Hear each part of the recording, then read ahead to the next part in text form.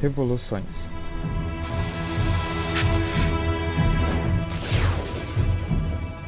Revolução de Tupac Amaru II. 1600. O início.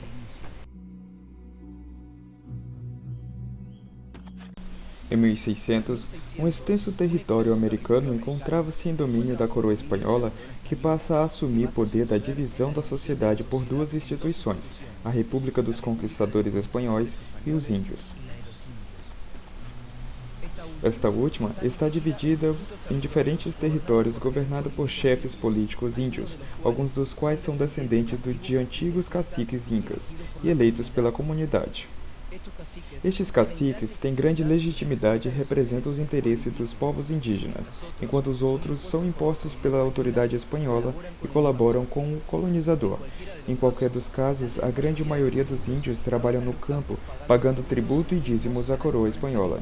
Os índios são as principais mãos de obra dos espanhóis, que desde 1605 impõem a mita, trabalho obrigatório dos índios nas minas, que a cada ano milhares de incas passavam dias e meses trabalhando em condições subhumanas, onde muitos morriam para enriquecer os exploradores insaciáveis. A mita se converte no imposto mais odiado pelo índio. 1750. As Reformas Borbônicas.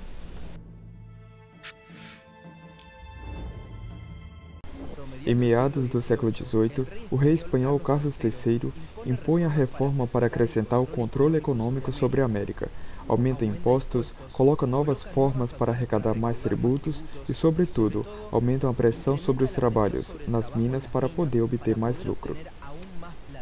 Os novos impostos rompem os direitos de indígenas, arqueiros, artesãos e comerciantes, crioulos e mestiços.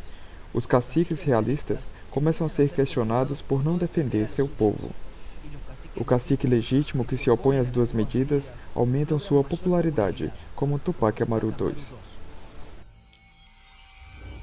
1776. Os inimigos.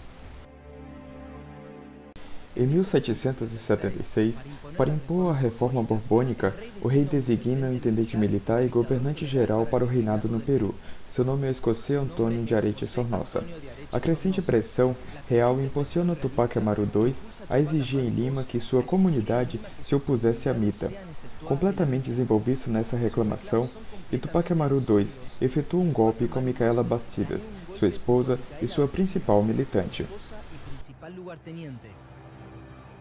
Em 4 de novembro de 1780, Antônio de Ariagua, governante espanhol de Tinta, é pressionado pelos Tupac Amaristas, em uma cela na casa do líder rebelião. É obrigado a escrever carta à capital do reinado solicitando armas, munição e dinheiro. Como parte do seu plano, Tupac Amaru II lê uma carta falsa a uma multidão em que Carlos III, que revoga as reformas e ordena que, por prejudicar, se remova a vida do governante. Com esta ação, Tupac Amaru II soma adeptos espanhóis e mestiços à sua causa. 1780. A repressão.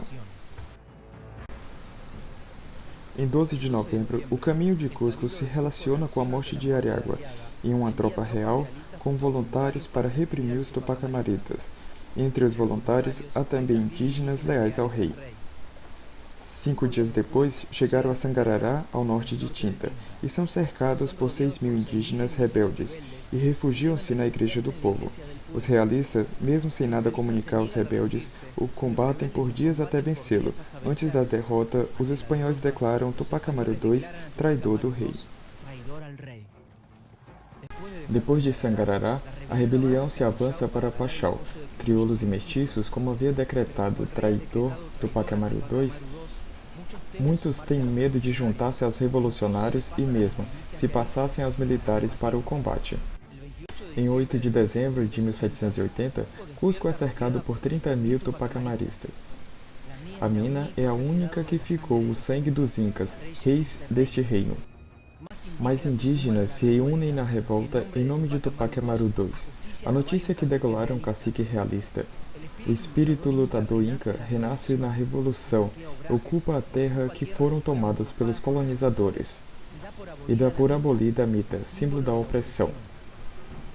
Mas a tropa real chega a Cusco e ataca os rebeldes. As armas de fogo demonstram uma diferença assustadora. Entre 2 dias de intenso combate, a rebelião em Cusco se dispersa e perde impulso.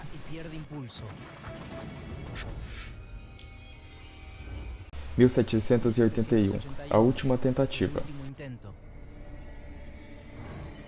Depois da derrota, os Tupac Amaristas vão ao sul para agrupar-se. Areche suspende a reforma que provoca a rebelião e oferece um perdão geral a todos os rebeliões que se passam a proclamar a rebelião está ferida de morte. Em 1781, Areche pessoalmente se mobiliza ao sul para eliminar a raiz da revolução. Com a necessidade de 1.000 soldados, entre espanhóis e indígenas, se enfrentam com os Tupac Amaritas e assassinam 2 dos principais combatentes rebeldes. A rebelião gera tempo para organizar para o último golpe e preparam um ataque surpresa. Um traidor informa Areche o ataque que estão planejando e assim o exército real cercam e derrotam os rebeldes. Tupac Amaru II, sua esposa e 2 de seus filhos e outro militante são conduzidos até Areche. Em 14 de abril de 1781, o governante-geral entra na cidade de Cusco e seguindo o rebelde e sua mulher Micaela Bastidas. Tupac Amaru II é torturado, porém não confessa o nome de seus companheiros. Aqui não há mais cúmplices que você e eu, você por oprimir o povo e eu por querer libertá-los.